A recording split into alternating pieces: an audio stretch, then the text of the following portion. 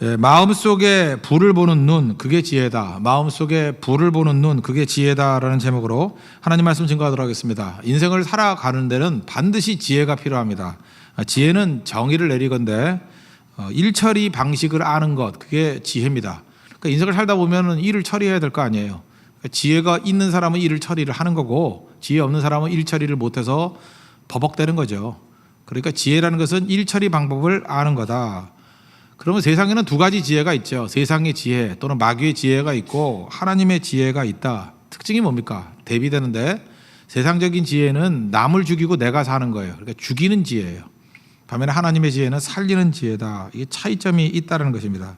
그래서 하나님의 지혜, 이게 오늘 솔로몬에게 임했던 지혜고 우리가 추구해야 될 지혜입니다. 세우는 지혜고 일하는 지혜고 살리는 지혜다. 그러면 살리는 지혜와 죽이는 지혜, 이런 걸 신약에서 한번 미리 샘플 하나 본다 그러면 요한복음 8장을 보시면 나오죠. 요한복음 8장을 보면 현장에서 가늠하다 잡힌 여인이 있습니다. 유대 율법에 의하면 현장에서 가늠하다 잡히면 돌로 쳐 죽이는 겁니다. 그러면 뭐 쳐 죽이든지 말든지 하면 될 건데, 그걸 또 끌고 예수님께 왔어요. 예수님께 묻지요. 이게 일종의 딜레마거든요. 왜 그렇죠? 죽이라, 율법대로 죽이라 그러면 예수님 평상시에 맨날 메시지 핵심이 뭐예요? 사랑하라 그랬잖아요. 사랑하라 그러더니만 뭐 죽이라 그런다. 말과 행동이 다르다. 그게 사람들이 가장 호소력이 있거든요. 그러니까 그렇게도 못할 것 같고, 또 거기다가 살리라 그러면 율법을 어기는 거 아니에요. 그러니까 율법을 어겨서 율법을 대항하는 자다. 그래서 얼마든지 또 예수님을 공격할 수 있는, 그런 율법 파괴자로 공격할 수 있는 그런 상황이었습니다. 그러니까 이런 걸 뭐라 그래요? 딜레마라 그러죠. 진퇴양난의 문제. 이게 함정이에요. 예수님이 함정에 빠뜨리려고 하는 것. 이것도 지혜죠. 이거 누가 만들어낸 지혜인지 모르지만 대단한 지혜예요. 왜냐하면 죽이는 지혜거든요. 빼도 박도 못하는 지혜.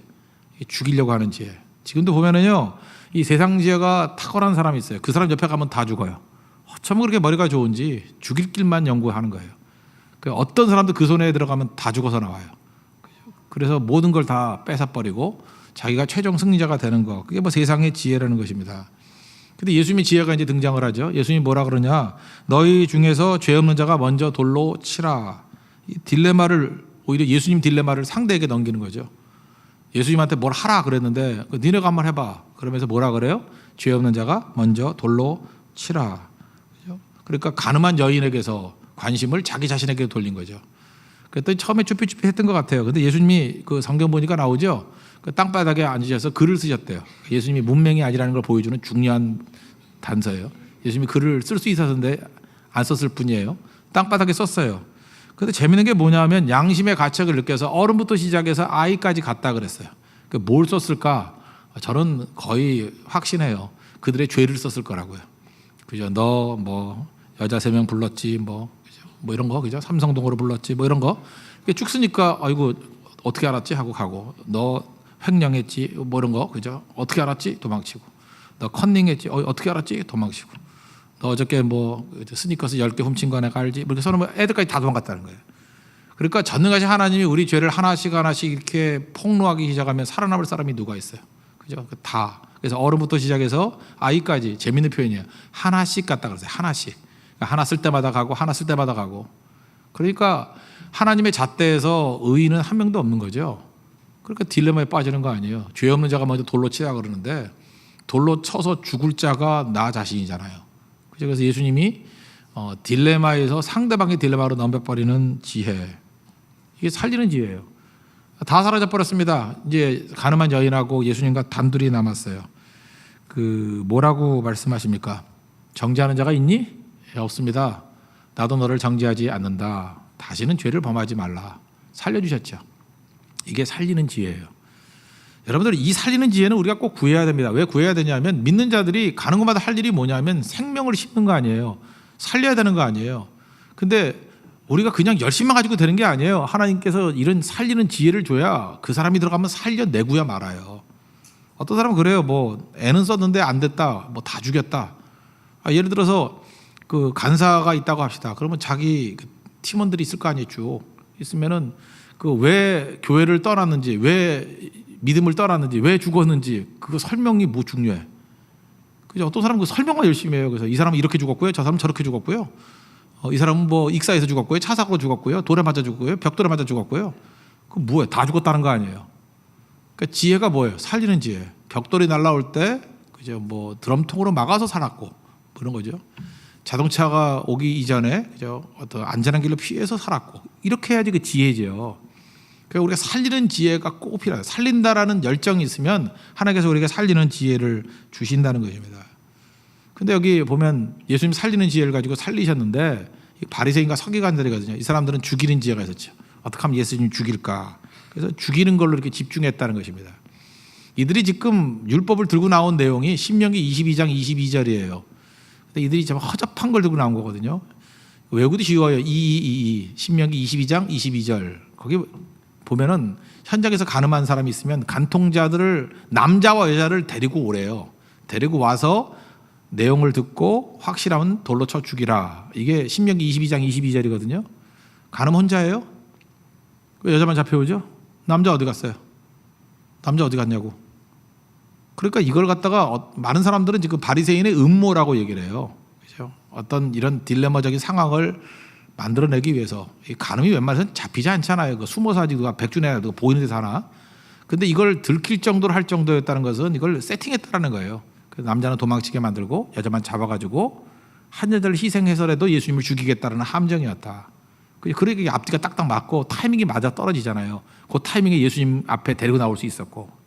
이게 뭐라 그래요? 이거 세상적 지혜, 마귀적 지혜. 죽이는 거예요, 죽이는 거. 그러니까 자기 결정적인 예수님을 죽이기 위해서 얼마든지 다른 사람도 죽일 수 있는 거 이겁니다, 이거. 그러니까 여러분 이렇게 생각하면 돼요. 이렇게 뚝 들어보면 이 사람이 하나님께로부터 왔는지 마귀로부터 왔는지 보면은 이게 죽이려고 하는 사람인가, 살리려고 하는 사람인가. 죽이려고 하는 거는 명분이 뭐든 간에 다 마귀예요, 그건. 속지 말아야 돼요. 그죠? 그래서 그 내용을 가지고 마귀인지 아닌지를 판별할 수 있다라는 것입니다. 오늘 내용 이거 옛날 얘기 같이 다 아는 거 아니에요. 창기 두 사람이 있었어요. 여기 창기가 꼭 몸을 파는 여자라고 말할 수는 없습니다. 여기 기생, 창기 똑같은 단어인데 기생 라합 할 때에도 이거 여관집에서 일하는 여자도 이렇게 불렀어요. 그러니까 이걸 몸 파는 여자라고 하기에는 좀 그런데 그래도 뭐 쓸 말이 없으니까 그냥 창기라고 쓴 거예요. 쓴 건데 뭔진 모르겠어요. 이거는 나머지가 설명이 없기 때문에 자세히 알 수는 없습니다. 16절에 보니까 창기 두 여자가 있었는데 한 집에 살았대요. 그러니까 친했겠죠. 3일 차이로 애를 낳았대요. 그러니까 딴 사람들이 볼 때는 잘 구분을 못 하겠죠. 그죠? 그런데 한 여자가 좀 소홀했는가 봐요. 그러니까 띵글띵글 구르는 여자예요. 잠버릇이 안 좋아가지고 애 깔아 뭉갰어요. 그래서 죽었다라는 거예요. 근데 옛날에는 애기가 귀했는가 보죠. 그래서 그 아기를 바꿔치기 한 거죠. 그래서 옆에 있는 친구의 사나이를 자기 아기라 그러고 죽은 아이를 거기다가 안겼다라는 거예요. 아침에 깨보니까 엄마들은 본능적으로 알죠. 자기 아기를. 엄마들은 안 돼요. 내가 물어봤어요. 당연히 알죠. 이렇게 얼굴 몰라도 안 돼요. 엄마들은. 이게 내 아이지 아닌지. 그러니까 억울하다 그러면서 이제 난리를 부린 거죠. 그게 이제 스토리예요. 근데 이 재판은 결코 쉬운 재판이 아닙니다. 왜냐하면 세 가지로 어려운 재판인 것 같아요. 한번 생각을 해요. 일단 증거가 없어요. 증거가 없잖아요. 여기에 무슨 증거가 있겠어요. 그죠? 두 번째, 증인이 없어요. 둘밖에 없었잖아요. 증거도 없고 증인도 없고. 이스라엘은요, 재판할 때 두세 증인이 있지 아니하면은 재판 인정 안 했어요. 이게 굉장히 중요한 거예요. 이게 지금 법의 어떤 뿌리가 돼버리는 거예요. 사실 이거 아니면 억울한 일 되게 많이 벌어지거든요. 율법 정신이 두 가지라 그랬죠. 가난한 자가 없게 하라, 억울한 자가 없게 하라. 여러분 인생도 마찬가지입니다. 하나님의 가장 기뻐하는 인생이 되기 위해서는 여러분 주변에 가난한 사람이 없게 만드는 데 힘을 쓰십시오. 내 모든 힘을 다 동원해야 돼요. 또 하나 억울한 자가 없게 하는 거예요. 가난한 자가 없게 한다라는 것이 사랑이라 그러면 억울한 자가 없게 하는 것을 공의라 그래요. 이 두 가지가 율법의 큰 정신이라고. 그죠? 그래서 지도자들이 해야 될 일은 뭐냐면 절대로 억울한 자가 없도록 그러니까 공정하게 해야 될 것이고 가난한 자가 없도록 어떤 부분이든지 이렇게 나누고 세워줄 줄 아는 그 모습이 있어야 된다는 것입니다. 증인, 증거 없어요. 그리고 세 번째 이 재판이 어려운 이유 중에 하나가 뭐냐면 공개 재판이라는 거예요. 지금 솔로몬이 왕 되고 난 다음에 소문 났잖아요. 하나님의 지혜를 받았다. 그런데 하나님의 지혜를 받았는데 얼마나 우리하고 다를까 이렇게 쳐다볼 거 아니에요? 근데 이런 문제가 생긴 거예요. 딜레마잖아요, 딜레마. 이 문제를 풀어가면서 나중에 무릎을 쳤죠. 역시 하나님의 지혜가 저런 거구나. 저거 대단한 거구나. 깜짝 놀랐잖아요. 우리도 그런 지혜를 가져야 된다는 거예요. 그러니까 이런 어려운 문제들, 우리 삶 속에도 이렇게 해결 안 되는 어려운 문제가 있어요. 그 문제를 풀어버리면 돼요. 하나님께 나가서 지혜를 구하면 돼요. 하나님, 답을 잘 모르겠는데요, 살리기를 원합니다. 또 하나가 뭐예요? 하나님, 가난한 자를 돕기를 원하고 억울한 자가 없게 하옵소서. 이게 공의와 사랑이거든요. 그 솔로몬이 이걸 가지고 나갔다고요. 그때 하나님이 지혜를 주시잖아요. 그래서 문제를 풀어가기 시작하더라는 것입니다.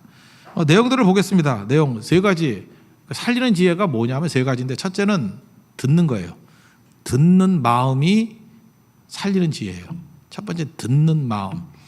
우리 앞절 9절에서도 나왔죠. 9절에 뭐라 그랬어요? 하나님 뭐 줄까 그랬더니 재판 잘할 수 있도록, 가난한 자들을 살리고 억울한 자들이 얻게 하기 위한 재판을 잘하도록 종의 마음에 듣는 마음을 달라고. 9절 보세요. 듣는 마음. Listening heart. Listening heart. 듣는 거. 듣는 마음을 달라. 이 듣는다는 건 두 가지예요. 하나님의 음성을 잘 듣는 거. 이거는 뭐 아무리 강조해도 지나치지 않겠죠. 하나님 음성을 잘 듣는 거. 근데 듣는 마음에는 또 하나는 백성의 말을 잘 듣는 거예요. 이 듣는다는 거 두 가지가 다 있다니까요. 지혜로운 사람은요, 하나님의 음성을 잘 들어요. 주님 말씀하시면 내가 나아가리다. 주님 뜻이 아니면 내가 멈춰서리다. 하나님의 음성만 잘 듣는 게 아니라 상대방의 음성을 잘 들어요. 들을 줄 아는 사람이에요. 여러분, 듣는다는 게 얼마나 중요한지 아십니까? 어떤 거 잘 들으면요, 그 사람이 뭘 원하는지와 뭘 싫어하는지를 잘 알아요. 그러니까 여기 지혜로운 여자들이 되려 그러면요, 남자들의 얘기를 잘 들어야 돼요. 잘 들으면은 이 남자는 뭐를 굉장히 중요하게 여기는 가치를 갖고 있구나. 이 사람은 이런 거를 되게 좋아하는구나. 이런 거를 굉장히 싫어하는구나. 그게 지혜거든요. 그 다음엔 간단해요. 좋아하는 거는 자꾸만 하면 되고 싫어하는 건 안 해야 돼요. 그래야 관계가 깊어지고 오래 가는 거예요. 근데 마음은 뜨거운 사랑이 있는 것 같아요. 근데 사랑은 있는데 지혜가 없는 사람이 있어. 듣는 귀가 없어가지고 안 들어요. 그러니까 자기 멋대로 나는 그런 뜻이 아니었어. 나는 지금 잘해주려고 한 거야. 그럼 들어야 잘해줄 거 아니에요. 근데 자기 거. 그러니까 뭐 선물을 줘도 필요도 없는 거 맨날 줘. 그죠? 막 무거워 죽겠는데 막 이렇게 쇳덩이 같은 거 주고. 열받죠. 그죠? 그거 뭐예요? 듣는 귀가 없어요. 왜 물어도 안 보고 그런 이상한 걸 줘서 버리기도 힘들고 갖기도 힘들고 뭐 이렇게 되잖아요. 그러니까 지혜로운 건 뭐예요? 물어보면 되잖아요. 물어보지 않든지 주변을 묻든지 뭐 직접 묻든지. 그러니까 듣는 귀가 중요한 거라고. 정확히 정보를 파악하면 그 기쁨이 되잖아요. 그러니까 이 지도자들이 되는 건 뭐냐면 잘 듣는 거예요. 그래서 여러분들 지금 뭐 장문도 중요하지만요, 그 일단 글 있잖아요. 글을 쭉 읽고 난 다음에 이 글이 뭘 주장하는지를 잘 들을 줄 아는 실력. 우리 영어에서는 리딩 파워 하잖아요. 읽고 파악해야 되는 거. 그거 되게 중요한 거 아니에요? 읽고 요약하는 능력, 즉 뭘 말하는지를 파악하는 능력, 그게 중요한 거예요. 말할 때도 마찬가지예요. 어떤 사람이 말을 하면 저 사람이 지금 무슨 말을 하는 거야라고 말귀를 알아듣는 거, 그게 지혜예요. 그거 못하는 사람 누가 있냐 그럴 것 같지요? 되게 많아요. 1시간을 듣고도 뭔 소리인지 못 알아들어. 그죠? 들으려는 귀가 없기 때문에 그래요. 앉아만 있지 자기 생각하고 있는 거야. 자기 생각. 제가 이렇게 토론할 때도 쭉 보면요, 상대방이 얘기할 때 들어야 될 거 아니에요. 들어야 그 사람이 뭘 주장하는지를 알고 그거를 정확히 파악을 해놔서 거기에 대한 응답을 해야 되는데, 상대방이 얘기할 때는 안 들어. 내가 할 말만 준비하고 있어 계속. 그러니까 서로 그래, 서로. 자기 말만 하는 거야, 자기 말만. 그러니까 2시간 그냥 밤샘 토론을 해도 2시간 동안 계속해서 양쪽이 자기 얘기만 해. 상대 얘기를 들을 줄은 모르고. 그럴 때 느끼는 게 뭐죠? 지혜 없다. 지혜로운 건 들어야죠. 듣고 상대의 얘기를 잘 듣고 상대의 논리를 가지고 상대를 공격하면 그게 논쟁에서 승리하는 길이에요. 골리앗의 칼을 가지고 골리앗의 목을 쳐버려야 된다고. 알아요? 우리나라하고 일본하고 뭐 이렇게 독도 문제부터 시작해서 이렇게 막 아주 심한 갈등들이 있잖아요. 근데 이 바보들은요, 우리 논리 갖고만 얘기를 해. 그러니까 뭐 국수주의적인 논리, 빨간띠 메고 뭐 항의하고, 그거 국제사회에서 안 먹혀요. 그렇게 하면 자기 얘기만 하는 거지. 여러분들 그거 알아요? 지금 일본이 주장하는 주장이 뭔지 알아요? 일본의 주장을 정확히 파악을 해야죠. 파악을 해서 그 모순과 그 논리를 가지고 목을 쳐버려야지. 독도 니네 땅이야. 그게 줄게. 쓰시마 우리 거래. 이렇게 가져와야지. 이렇게 해야지. 그죠? 아니면은 뭐 그래 독도는 가져가, 그다음에 큐슈는 우리 줄래? 뭐 이러고 그죠? 후쿠오카 우리나라 이름 바꾸면 되잖아요, 그죠? 그러니까 무슨 논리가 있어야 될까요, 논리가. 그래서 꼼짝 못하게 만드는 그런 것들이 있어야 되는 건데 이번에 이제 홋카이도 갔다 왔더니 홋카이도 그 뭐 메이지 유신 때 일본이 침략해서 그 점령한 땅이래 거기도, 그죠? 남한만한 크기인데 거기도 아이누족이라는 사람들이 살고 있었는데 거기서 뺏은 거더라고. 그러니까 그런 역사적인 사실들, 뭐 북방 4개 도서, 사할린 문제, 사할린은 일본하고 러시아하고 이렇게 공동 관리했던 데거든요. 그게 어떻게 될 것인가? 역사 공부는 하나도 없고 깡통들이 맨날 주장만 해. 자기 입장에서 그냥 우리 거래. 그 누가 아무리 주장해봐요, 일본 사람들 한글 못 읽어요. 알아요? 혼자 와서 그냥 삽질하고 있는 거죠, 그게. 그러니까 중요한 게 뭐냐면 지혜는 듣는 귀예요. 도대체 뭘 주장하나, 왜 저러나. 그래서 그걸 정확히 독해내는 능력을 길러야 돼요. 읽어내는 능력. 지금 여기서 보면 다윗이 아니고 솔로몬이죠. 솔로몬이 지금 정확히 듣고 있잖아요.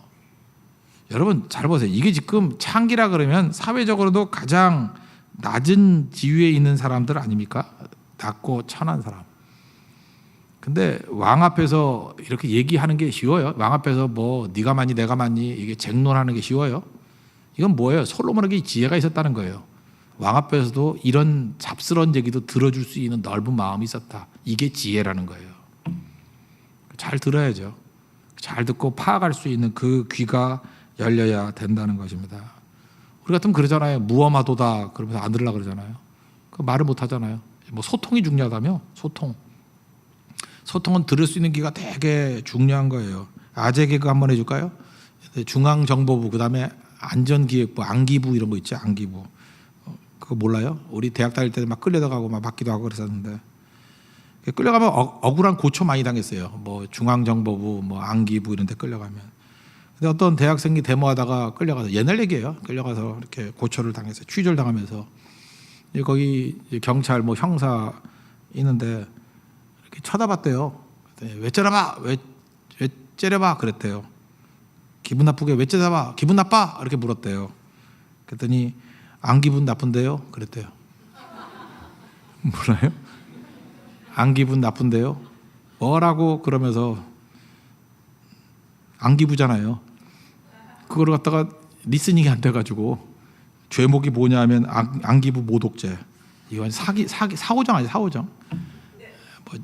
근데 이게 진짜 아닌 것 같죠? 근데 이거 진짜 있었던 일이에요. 그러니까 얼마나 한심한 시대예요, 한심한 시대. 그죠? 이러니 참 부끄럽죠. 그런 수준의 사람이 그게 취조를 하고 또 이런 억지가 먹히고 이러고 가니 이걸 누가 승부하겠어, 국가 권력에 대해서. 그죠? 이건 정말 다 쪼다들만 모여있다 그러고 통탄하고 통곡이 나오는 거지. 그러니까 구조가 합리적이 돼야 되죠. 그러니까 그 사람이 뭘 얘기를 하는지를 정확히 들을 수 있는 영적 사고 정도면 안 될 거 아니에요. 파악을 할 줄 알아야죠. 하나님 잘 듣게 해 주십시오. 잘 들을 수 있는 능력을 주십시오. 하나님은 들으시는 분이잖아요. 출애굽기 2장 보니까 이스라엘 백성들이 신음 속에서 외치니까 작은 신음에도 응답하시는 하나님 아니에요. 그걸 들으시고 모세를 보내셔서 비로소 3장부터 출애굽의 역사가 나타나기 시작한다는 것입니다. 바디메오도 들었잖아요. 바디메오가 다윗의 자손이여 나를 불쌍히 여기소서 그랬더니 그 마가복음 10장 그 뒷부분에 보면 46절부터 48절인가 거기 보면은 그 조용히 하라 막 그러잖아요. 조용히 하라. 근데 예수님만은 듣잖아요. 바디메오의 음성을. 그러니까 제자들과 예수님의 차이점, 격의 차이가 뭐예요? 예수님은 들었고 제자들은 안 들었고. 그 12 혈루증 알았던 여인도 마찬가지 아니에요? 예수님이 듣고 그 다음에 그를 세워놓고 자기 과거에 있었던 일을 다 이야기하게 만드셨죠? 그 얘기는 뭐예요? 이 여자는 혈루증만 알아가지고 되는 게 아니라 깨진 사회적인 관계들을 회복시켜 주는 거예요. 그래서 과거에 있었던 아픔과 상처와 깨진 관계들을 다 토로해서 사람들에게 공감이 되게 만들어서 사회 속에 들어갈 수 있도록 만들어 주시는 분. 그 예수님의 지혜라고. 그 예수님 내용들을 보세요. 예수님은 다 들으셨어요. 그리고 말 못하는 사람에게 말하게 만드시고. 그래서 제가 옛날에 설교도 했잖아요. 사랑이란 게 뭐라고요? 할 말이 있게 만들어주는 거라고요. 그래서 어떤 사람 앞에서 나는 할 말이 없어. 그건 사랑이 아니에요. 그러니까 윽박지르고 정죄한 거지. 정죄하면은 할 말이 없어져요. 이제 송구에서 면목이 없어진다고. 근데 할 말이 있게 넣어주는 것은 그게 사랑이에요, 사랑. 그리고 들으시잖아요, 그 얘기를. 이게 지혜라는 거예요. 그래서 여러분 잘 들을 수 있는 하나님의 종되길 바랍니다. 뭐 옛날에 뭐 통속적인 얘기 있잖아요. 뭐 입은 하나가 귀는 둘이라며, 뭐 2배 들으란 얘기라면서요. Listening heart, 이게 지혜라는 거예요. 여러분 잘 들을 수 있는 우리 믿음의 종되길 바랍니다. 두 번째 지혜라는 건 뭐냐? 통찰력인데 이건 눈이라고 말할 수 있는데 인사이트예요. 뭐냐 하면 그 사람의 핵심을 보는 눈이 있어야 된다는 것입니다. 오늘 핵심이 26절인데 그 산 아들의 어머니 되는 여자가 그 아들을 위하여 여기 보세요. 마음이 불붙는 것 같아서 애 죽이지 말고 저 여자 좁으십시오. 그렇게 얘기를 하잖아요. 마음이 불붙는 것 같아서 이걸 통해서 진짜 어머니를 발견한 거죠. 지금은 잘 보세요. 이 재판이 왜 어렵다 그랬어요? 증인도 없다, 증거도 없다, 공개 재판이다. 참 어려운 건데 솔로몬은 지금 껍데기 없다라는 거에 대해서 외형적으로 증거 없다는 거에 대해서는 포기를 했어요. 그건 찾을 수가 없으니까. 마음속으로 들어가잖아요. 그 마음을 읽는 거예요. 마음에 뭘 봤어요? 불을 봤어요. 불 붙는 자가 누군가. 불 붙게 하는 것을 보기 위해서 칼 갖고 와 그러고 자른다 그러잖아요. 그죠? 누가 불이 붙나? 여러분 지혜로운 사람은요 이렇게 여러 사람 있을 때 이력서 보고 판단하지 않습니다. 뭘 보고 판단해요? 그 속에 불을 보는 거예요. 불을 보는 거예요. 이번에 뭐 새롭게 성가대도 이렇게 만들잖아요. 삼부예배 성가대도 만드는데 누가 그걸 할 수 있느냐? 뭐 어떤 사람 그래요. 뭐 오래 예수 믿고 교회 다니고 뭐 이런 사람들 뭐 그것도 맞을 수도 있어요. 그래서 저는 그거보다 제일 중요한 건 뭐냐면 누가 예배에 대한 불이 있는가, 그죠? 성가대에 대한 불이 있는가. 불이 있는 사람들 세우면 다 돼요. 근데 그 지혜가 없는 사람들은요 불을 볼 줄 몰라요. 그냥 외적인 조건 갖춘 사람이 일 잘할 줄 알아. 절대로 그렇지 못해. 조건 다 갖추고 불 없는 사람은요 껍데기예요. 그 며칠 못 가요. 하다 말아버리고. 그 참 지혜가 없는 거죠. 그 지혜 없다는 걸 보여주려고 좀 놔두는 거예요. 봐라, 너 사람 보는 눈이 이렇게 개눈이냐? 그래 사람 볼 줄 모르느냐? 뭘 봐야 돼요? 불을 봐야 돼요. 여러분 세상에 제일 쉬운 게 결혼이에요. 결혼할 거 배우자 만나는 게 뭐 힘들어요? 나를 향한 불이 있나 없나 그거 보면 되는 거지. 딱 보면은 막 눈이 이글이글 타올라요. 이글이글. 눈이 작아도 보여요. 눈이 불이 막 보여요. 그게 없으면은 그냥 혼자 살아야 돼요. 불이 있어야 돼. 불이. 그 불 확인하는 게 뭐 힘들어? 아니면 불을 확인할 수 있는 리트머스 시험지 갖고 있어야지. 이렇게 칼을 가면 자를까 뭐 이러고 딱 보면 알아요. 아니오옵니다. 뭐 이러면 나오는 불이 붙은 사람이 있어요. 뭔가 그러니까 불을 보는 거예요. 모든 일이 불. 여러분 오늘 기도할 때 하나님 앞에 이 기도하십시오. 하나님 내 안에 하나님을 향한 불이 붙게 하옵소서. 그죠? 그게 불이 있어야 돼요. 제가 얘기했잖아요. 좋은 책과 나쁜 책의 차이점이 뭐냐? 잠깐만 요즘에도 그 짜증나게 자꾸만 그 책을 소개해달라고 그런 사람이 많은데 읽어서 찾아. 읽어서 왜 자꾸 나한테 그걸 맡겨? 나한테 언제 무슨 인건비 줬어? 왜 자꾸 나한테 와서 그걸 찾아달라고 그래요?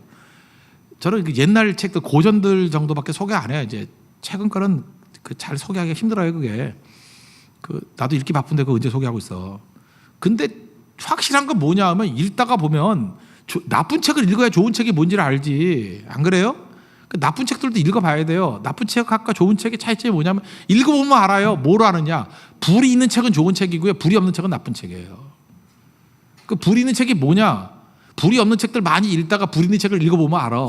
그냥 불이 확 붙어버려요. 사람도 어떤 사람이 좋으냐. 그 분야에 대해서 불이 붙은 사람 시키면 돼요. 불이 있는 사람. 불 없는 사람 시키면 어려워지는 거고 불이 붙어야 돼요. 그리고 아예 불이 없으면 어떻게 돼야 돼요? 불을 붙여버리면 되는 거죠. 불 붙는 자가 되게 해 주십시오. 불 붙는 거.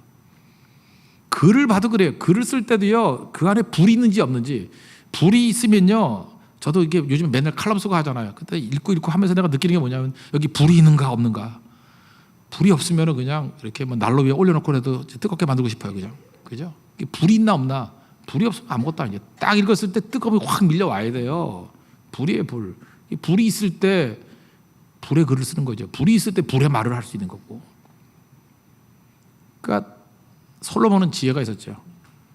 그 통찰력이 있었다고 해요. 불을 보는 눈.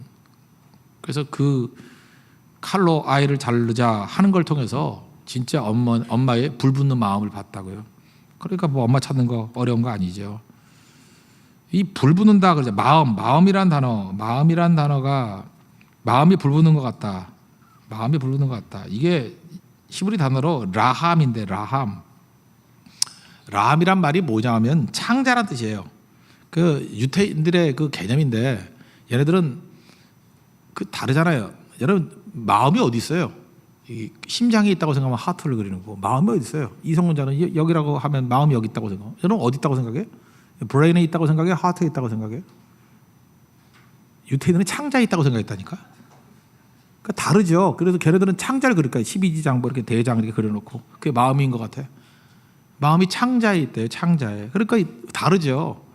그죠? 하트라고 생각하는 사람들도 있고 브레인이라고 생각하는 사람도 있는데 얘네들은 창자예요. 창자에 있다고 생각을 했다고.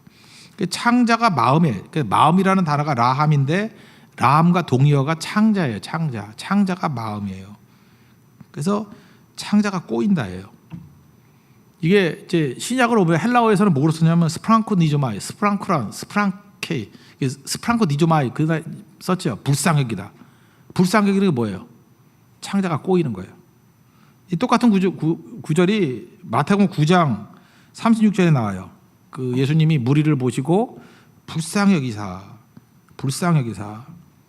옛날에 그 민망히 여기사 그랬는데 뭐 어떤 때는 불쌍 그러고 어떤 때 민망 그랬어요. 그러니까 똑같은 단어인데 헷갈리니까 이번 새로 번역했을 때는 다 똑같이 불쌍히로 번역했어요. 스프랑코 디조마이. 무리를 보시고 민망 여긴 게 아니라 뭐라고 했다고요? 불쌍히 여겼대요. 스프랑코 디조마이. 불쌍히 여기시사 그들의 목자 없는 양같이 고생하며 기진함이라. 이 스프랑코 디조마이가 뭐냐면 창자가 꼬인다라는 거예요. 언제 창자가 꼬이죠? 부모가 자식이 먼저 죽었을 때 그때 스트레스가 제일 크다 그러죠. 창자가 막 꼬이는 거예요. 지금 솔로몬이 뭘 봤어요? 애를 자른다 그랬더니 이제 죽잖아요. 그 죽는다라는 얘기를 듣는 순간에 딱 봤을 거라고. 그랬더니 그 진짜 엄마는 창자가 꼬이는 거야. 꼬이면서 아니에요. 배를 만지면서 아니라고. 저 여자가 진짜 엄마에게 저 여자 주라고. 그걸 통해서 창자가 꼬이는 걸 본 거예요. 번역은 뭐예요? 불을 본 거예요. 불을. 그걸 보고 진짜 엄마를 발견한 거죠. 그러니까 이 얘기는 무슨 얘기입니까? 우리에게 되게 중요한 건데 그 사람의 아픔을 이해하지 못하면 그 사람의 본심을 이해할 수 없다라는 거예요. 지혜는 뭐예요? 아픔을 푸는 능력이에요. 그죠? 아픔을 푸는 능력. 그래서 고난의 때 지혜가 제일 충만해지는 거예요. 왜? 창자 꼬이는 사람은 다 볼 수 있거든 그때. 누가 창자가 꼬이나. 진짜 사랑했는지 안 했는지는 헤어진 다음에 알아요. 헤어진 다음에 애도 기간도 없이 또 딴 남자 만나고 딴 여자 만나고 하면 그건 사랑한 거 아니고 그냥 잠깐 놀았던 거고. 근데 막 창자가 2년이 지났는데 계속 꼬여 있고, 그죠? 아직도 안 풀려 있어요. 그러고 야, 저거 진짜 사랑이었구나. 그죠? 그 일본 영화 그 러브레터 있잖아요. 러브레터. 오겐키 데스까 하는 거 있잖아. 그거. 그 여자는 남자 죽은 지 2년 되고 난 다음에도 계속 그 남자 찾아다니잖아요. 그거 감동 없어요? 너무 옛날 영화인가? 90년대 영화라서 그런가? 나 그거 다시 보고 감동받아서 지난주에 또 보고 요즘엔 없구나 이런 여자가. 죽으면 재혼하겠구나 이런 생각이 들진 않는데 그렇게 2년 지나도 뭐 살겠구나 이런 게 없고 그렇잖아요. 그게 굉장히 중요한 거라고. 그러니까 2년이 지나도 창자가 꼬여 있는 거예요. 그게 아픔이죠, 아픔.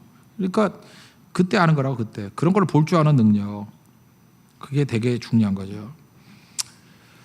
그 야후에서 나온 그 잡 인터뷰 보니까 뭐 미국 얘기예요. 요즘에 그 신입 사원들 뽑을 때 이렇게 인사권자들이 90초 안에 판결한대요. 90초? 90초 안에 판결한다는 건 뭐예요? 외모 보고 결정한다는 거 아니에요? 아니 90초 안에 그 사람의 뭐 인내력, 그 사람의 성품 이런 거 볼 수 있나? 90초 안에 발견하는 게 그게 무슨 판단이겠어요? 아무것도 아니지. 오늘 그 페이스북인가 뭐 떠 있는 거 하나 봤는데 EBS에서 뭐 했던 거라고. 어떤 기자예요, 기자. 꽤 된 걸 다시 떴더라고. 기자인데 기자가 자켓 약간 좀 헐렁헐렁한 거, 바지 통큰 바지고 바지 긴 거 있죠. 우리 교회 이준희 형제가 주로 입고 다니는 바지 같은 거, 그런 거. 그리고 이제 마네킹에 딱 서 있어. 지나가는 여자한테 물어봤어요. 저 사람 뭐 하는 사람 같아요? 그랬더니 뭐 잡일 하는 사람 같아요. 잡놈이에요. 뭐 이렇게 하면서 연봉이 얼마인 것 같아요? 한 달에 100만 원, 한 1,200만 원 될까? 이러면서 데이트 할래요? 그랬더니 안 한다고. 10점 만점에 몇 점일까요? 그랬더니 제일 많이 주는 애가 2점이야. 2점. 근데 다시 깨끗하게 머리도 하고 양복 입고 마네킹이 서 있는 그 자리에 유리 뒤에 딱 서 있어요. 그때 뭐 하는 사람 같냐 했더니 의사 아니면 변호사일 거래. 전문직에 종사하는 것 같이 보이고 사람이 인내력이 뛰어난 것 같이 보이고. 그 다음에 그렇게 말하는 여자들한테 물어봤어요. 10점 만점에 몇 점 주냐 했더니 무려 9.7점, 9.6, 9점도 아니고 막 점으로 막 올라가. 그 연봉이 얼마쯤 될 것 같냐? 1억은 넘을 것 같대. 그러면서 그 여자들에게 다시 물어봤어요. 남자에게서 제일 중요한 게 뭐예요? 저는 외모는 안 보고요. 성격이 제일 중요해요. 10명 받았더니 9명이 성격이래. 성격이 중요해요. 결론은 뭐냐? 여자도 외모를 본다는 거예요. 본 정도가 아니라 미친 듯이 본다는 거예요. 이러니까 지혜가 없지. 껍데기만 보니까. 정말로 가치 있는 사람이 허름한 옷 입고 나타나면 그거 2점 아니라 마이너스 2점 줄 거 아니야. 다 놓쳐버리고. 지금 이 땅에 예수님이 총각을 오신다 그러면 선택할 여자가 아무도 없어요. 그죠? 집도 없겠다. 뭐 머리도 곳도 없대. 집도 없대. 거기다가 못생겼대 예수님은. 못생겼다 그러고. 또 늙어 보인대. 나이는 50쯤 돼 보인대. 그래서 50도 안 된 것이 어떻게 아브라함을 알아 뭐 이러고. 그죠? 그러니까 하나도 좋은 거 없어요. 그죠? 거기다 장남이고 부모님 모셔야 되고 뭐. 참 미치는 거죠 진짜. 지혜로운 여자가 되십시오. 이름만 지혜라 그러지 말고 진짜 지혜를 가져. 지혜가 뭔지 알아요? 외모 보는 게 아니라 그 본질을 보는 거야. 본질. 그러니까 형제들도 여기서 알 수 있는 게 뭐냐 하면 왜 장가를 못 가는지 알아요? 옷 거지같이 입고 다니니까 그래. 제가 차한테 오라니까요. 내가 한 100만 원 200만 원 들고 와. 내가 때깔을 바꿔줄게. 딱 바꾸면 벌써 달라져요. 왜냐하면 여자들이 지혜가 없거든. 깡통들이거든. 이거 속이는 건 시간 문제거든. 그럼 여자들은 지혜로운다 그러면 허름함 속에 있는 보석을 발견해낼 줄 알아야지. 제가 볼 때 실제로 우리 교회 안에서 그런 것 같아요. 별거 아닌 형제를 굉장히 높이 평가해서 결혼해서 후회하는 자매도 봤어. 속은 거지. 근데 걔는 이렇게 겉만 번지르르 한 거야. 속은 아무것도 없는데. 내가 그렇다고 몇 번을 얘기해도 아니래 자기는. 깨닫는 순간 이미 끝난 거죠. 인생은. 그러니까 여러분들 오늘 이 철학에도 2부까지 해야겠죠. 지혜를 달라고. 주님 내 눈은 개눈입니다. 그죠? 이게 뭡니까? 옷 하나 양복 한번 바꿨는데도 뭐 2점에서 9.7로 바뀌고. 그게 우리 인간이에요. 뭐 나는 성격을 중요시 여겨. 이거 웃기는 소리 하지 마라. 걷어차고 싶네 진짜. 이게 다 우리 인간들. 그러니까 지혜가 없어요. 그러니까 하나님 앞에 구해야죠. 야고보서 1장에 나오잖아요. 지혜가 없으면 후히 주시고 꾸짖지 아니하시면 하나님께 구하면 주신대 안 주신대요? 주신다고. 지혜를 구하십시오. 요한복음 1장에 보면요. 거기 47절 보니까 예수님이 빌립과 함께 데리고 나온 나다나엘 보잖아요. 나다나엘 보면서 야 너는 참 이스라엘 사람이고 간사함이 없어. 그래요? 너는 참 이스라엘 사람이 간사함이 없어. 근데 나다나엘이 예수님 초면인데 저를 어떻게 알아요? 그랬더니 빌립이 너를 부르기 전에 내가 무화과 나무 아래 있을 때 보았다. 이거 해석 잘 안 되죠. 무화과 나무는 뭐냐 하면요. 이스라엘 백성들의 대표적인 묵상 장소예요. 그러니까 쉽게 말해서 기도 장소예요. 우리 같으면 너 소나무 밑에서 붙들고 기도하는 거 봤어. 그거하고 똑같은 거예요. 우리도 맨날 소나무 붙잡고 기도하잖아. 얘네들도 무화과 나무 밑에서 기도했는가 봐. 그죠? 그러니까 무화과 나무 아래에 있었던 걸 봤다라는 건 뭐냐면 거기서 경건생활하는 걸 봤다. 예수님은 외모 본 게 아니에요. 속을 보잖아요. 너는 참 이스라엘 사람이고 그 속에 간사함이 없고 어떻게 알았어요? 무화과 나무 아래에서 묵상하던 걸 봤어. 그러니까 여러분들 우리 외모밖에 볼 수 없는 눈이지만 속을 볼 수 있는 길은 어디예요? 기도의 자리에서 보면 돼요. 성전에 가서 보면 돼요. 그 사람 일주일이면 속이기 힘들어. 일주일 계속 같이 있어 보면 속이기 힘들어. 그 사람 본전 다 드러나요. 그리고 결혼하기 전엔 꼭 같이 성교 가야 돼. 같이 가서 일주일 딱 봐야 돼. 그러면 생각 바뀌어. 취소하는 경우도 있어요. 그죠? 날짜가 바뀌든지. 변화가. 결혼 준비가 뭐 석 달 남았습니다. 왜 석 달이 필요하냐? 다이어트 때문에. 그게 아니에요. 경건 때문에 석 달이 필요해야지. 그놈의 살 빼는 게 무슨 석 달이야. 이 세속적인 여인들. 그죠? 살 빼느라고 3개월이 필요해요? 아니죠. 3개월 동안 그제 죄를 빼고 그런 개눈을 빼버리고 경건의 눈과 지혜가 생기는 것. 잠언 31장에 경건한 여인의 모습으로 준비하는데 그게 시간이 필요한 거죠. 지금 엉뚱한 거 준비하고 있다고. 엉뚱한 거. 또 외모 준비하래?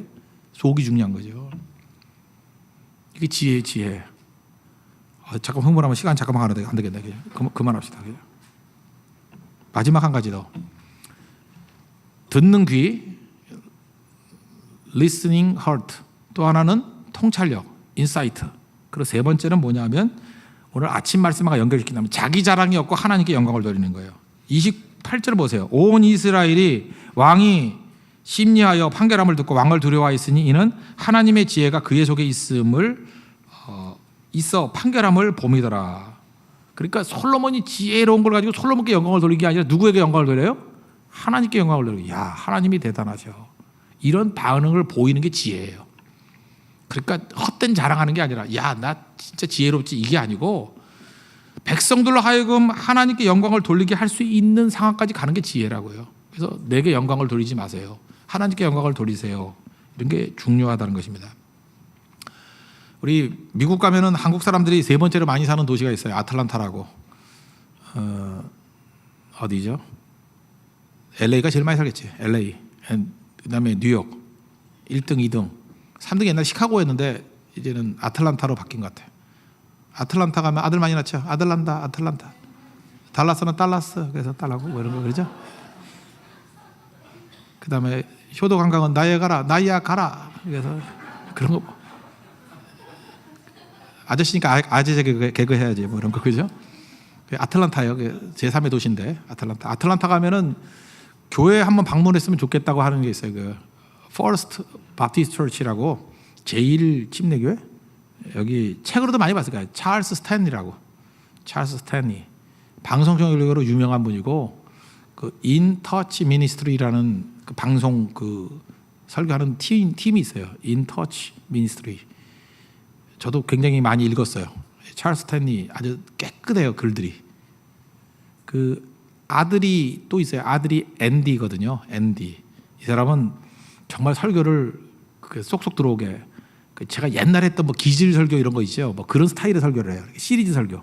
그 아들 앤디도 설교를 굉장히 잘해요. 잘하고 하는데 그런 사람이에요. 찰스 스탠리. 1932년생입니다. 우리 부모님보다도 한 4, 5년 선배예요. 그러니까 86세 이렇게 될 거예요. 근데 아직도 사역하시는 것 같아요. 돌아가시지 않았어요. 계속 방송 설교 하시는 것 같아요. 네, 얼마 전에 보니까 뭐 있더라고. 그러니까 60년 넘게 사역했어요. 60년 넘게. 근데 이분이 책을 하나 썼는데 책 제목이 뭐냐면 The Problem of Pride. 교만의 문제라는 책이에요. 그죠? The Problem of Pride 맞네요. 예, 교만의 문제라는 책인데 거기에 이런 얘기가 나와요. 나는 지금도 60년 동안 설교를 했는데도 불구하고 설교 강단에 올라갈 때마다 두려움이 온다는 거예요. 두려움이 온다. 저 지금 두려운 것 같아요? 안 두려운 것 같아요? 두려워요. 막 두려워. 무서워. 예, 그런 게 있죠. 하나님 앞에서 이게 제대로 말씀 증거해야 되니까 두려움이 있다. 나는 그게 처음에 좋은 건 줄 알았어요. 하나님 앞에서 두려움이 fear니까 경외심이잖아요. 근데 두려움 없이 올라간 적이 없다. 그래서 저는 거기까지 읽고 역시 대가는 다르구나. 60년 설교를 하고도 이렇게 두려움 가지고 올라가시는구나. 그런데 이분이 그 다음 얘기예요. 자기가 곰곰이 자기 자신을 갖다 이렇게 한번 서치해 봤대요. 내가 왜 두려운가? 그랬더니 하나님 앞에서 말씀 증거하는 게 두려운 게 아니고 자기가 적어도 미국 남부에서 제일 큰 교회 중에 하나잖아요. 그러니까 최고의 설교자의 명성을 깨는 게 아닌가 하는 두려움이래요. 그러니까 병적 두려움이죠. 내가 유명한 목사인데, 내가 큰 교회 목사인데 혹시 그 명성이 누가 될 정도 설교 못하면 어떻게 하나 하는 두려움. 자기도 깜짝 놀랐대요. 그 두려움의 본질이 하나님 앞에서 두려움이 아니고 자기 자신의 명성 때문에 오는 두려움이라고. 그래서 철저히 하나님 앞에 회개했대요. 깨버리고. 뭐 그런 얘기예요. 그죠? 그러니까 책 제목이 The Problem of Pride니까 교만의 문제. 이게 교만이라는 거예요. 지금도 보면요, 이제 목사도 글을 쓰고 할 때 저도 이제 글을 맨날 쓰고 하는데 조금 잘못되면요 착각에 빠져요. 하나님께 영광을 돌리는 게 아니라 내가 얼마나 글을 잘 쓰는가, 내가 얼마나 진실한가, 내가 얼마나 샤프한가, 내가 어떻게 하느냐 하면 딴 목사님이 쓴 글을 보면 느끼겠어. 아이고 웃기는 짜장면이네 이거. 괜히 겸손한 척하네 이거. 아이고 괜히 순진한 척하네. 괜히 뭐 돈에 깨끗한 척하네. 내가 다 아는데 뭐 이런 거 되게 많아요. 근데 그게 나일 수 있잖아요. 우리 다 그래요. 쇼 좀 그만했으면. 지금 SNS는 내가 볼 때 다 쇼야. 뻥치고 있는 거야. 하나님 앞에서 그거 범죄예요.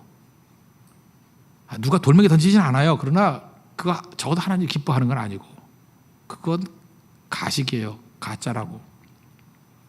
저도 가짜 많이 해봐서 알아요. 내가 그 뭔지 안다고. 그게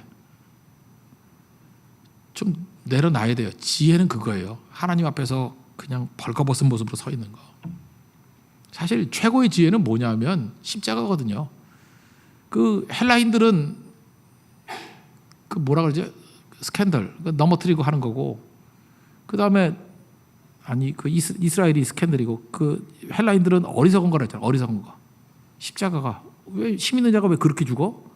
그리고 십자가는 저주인데 저주가 무슨 하나님의 아들이 할 길이야? 이랬대잖아요. 근데 십자가의 내용이 뭐예요? 나는 죽고 예수는 살고, 나는 죽고 하나님은 드높이는 거 아니에요? 저는 솔로몬이 이 재판에 있어서만은 적어도 이 모습을 보였다고 생각을 합니다. 자기는 죽고 하나님께 영광을 돌리고 하나님이 드높여지는 거잖아요. 그래서 우리 성경을 제대로 읽으면 모세가 대단하다 이렇게 느끼면 안 돼요. 저렇게 연약한 모세조차도 하나님이 사용하니까 저렇게 위대한 존재가 되는구나. 여호수아가 대단하다 이렇게 느끼면 안 돼요. 여호수아는 겁쟁이고 맨날 쫄고 이랬는데 저런 연약한 종도 하나님이 붙들어서 강하고 담대하라 그랬더니 가나안을 정복하는구나. 모세보다 못하잖아요. 못한 여호수아도 하나님이 저렇게 붙들어 주시니까 되는구나. 그래서 여호수아서를 읽으면서 느끼는 게 뭐예요? 하나님은 대단하다. 출애굽기를 읽으면서 느끼는 게 뭐예요? 저런 모세 같은 자도 지도자로 사용하시네. 하나님이 대단하다. 우리 인생 스토리도 마찬가지예요. 스토리 쭉 난 다음에 야, 저 사람 대단하다가 아니라 하나님이 대단하다. 그런 인생을 사는 게 지혜라는 거예요. 지혜롭게 살 수 있죠. 우리는 다 지혜로운 사람이 됐으면 좋겠어요. 우리의 삶을 통해서 나는 죽고 하나님만이 높여지면서 하나님의 지혜입니다 라는 것이 인정될 때 그게 진짜 지혜라는 것입니다. 잘 들읍시다. 하나님 음성 잘 듣고, 그 다음에 사람들 음성 잘 듣고, 그 다음에 인사이트가 있어야죠. 마음에 불을 불 줄 아는 눈을 달라고. 그리고 마지막 최고 지혜는 하나님께 영광 돌리는 거예요. 그런 지혜가 우리 가운데 이렇게 파도치고 물결 칠 수 있는 하나님의 거룩한 종 되기를 바랍니다. 예, 모두 자리에서 일어나겠습니다. 찬양합시다. 주만 바라볼지라.